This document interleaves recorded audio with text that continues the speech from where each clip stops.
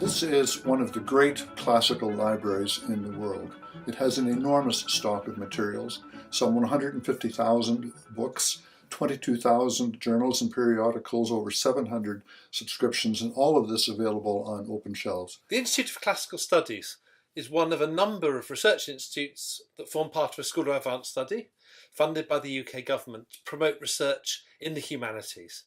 The library's been really crucial to the Hellenic Society and the Roman Society since they were founded. The Hellenic Society was founded in 1879, and already it was establishing a book collection the following year. The Roman Society came on the scene in 1910, but actually even in 1904 the Hellenic Society's book collection was celebrated as being a fantastic resource for its members. It's really an international resource now. It's one of the most important classical libraries in the world. I've always seen it as a fundamental aspect of being an academic, is to speak to the wider world about why it is we study these subjects and why they're so relevant and important to the world we live in.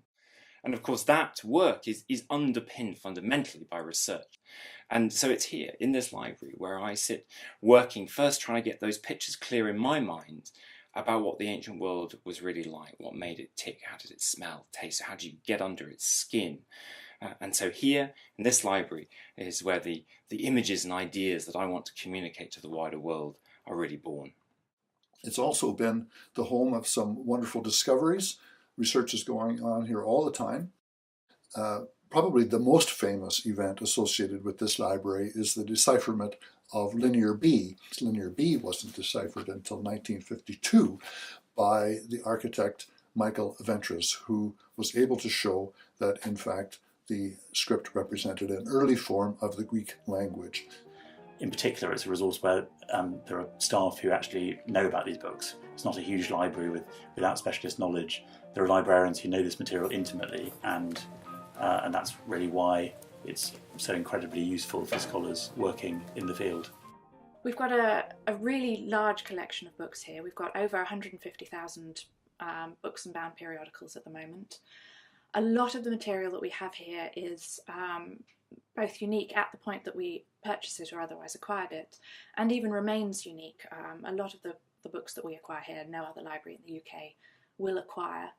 We've got exchange partners in 58 countries at the moment, and about 2/3 of our periodical collection comes by exchange for the Society's journals. I think another thing that's really special about the Institute of Classical Studies Library is the range of collections it has here. Not only Greek and Latin sources, but also material from the Near East, archaeology, papyrology, epigraphy, coin collections. It's got a huge amount all here and all on open shelves. We've also got some electronic resources, key resources such as the Thesaurus Linguae Graecae and Latinae, various other databases as well that we've got access to at the moment on the library computers or on site. Something that we're looking to do in the future is to extend access to these electronic resources off-site as well. The library also contains other items such as the collection of antiquities that we were bequeathed by Victor Ehrenberg that are available on display and for teaching purposes as well. We also have some music and film resources and some slides and pictures as well that are available for use.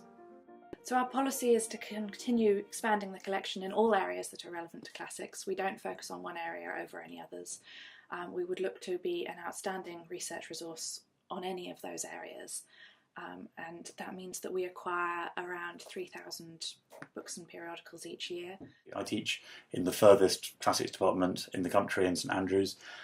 They are able to send books to me, they're able to send photocopies. Institute of Classical Studies Library is a vital thing to preserve, just to maintain it as a resource for future generations. I do a PhD in classics at King's College London, and I work on the language of Greek epigram. This means that my research is quite interdisciplinary, so I need to work a lot with epigraphic texts, archaeological sources, and Greek philology as well. And this library is the perfect place to do this kind of things. What makes the library so great, it's not just a reference library, it is a library where you can actively come here and you can actively research and write, which I think is fantastic. But I also hope very much that the library continues to offer that collaborative space. I think it's a fundamentally important thing that I can come here and I can meet colleagues from different universities around the country, from indeed around the world. And I can also meet here with students, my own PhD students as well as students of other universities. It's as a result here that you get that fantastic excitement and energy that comes from the discussion of ideas.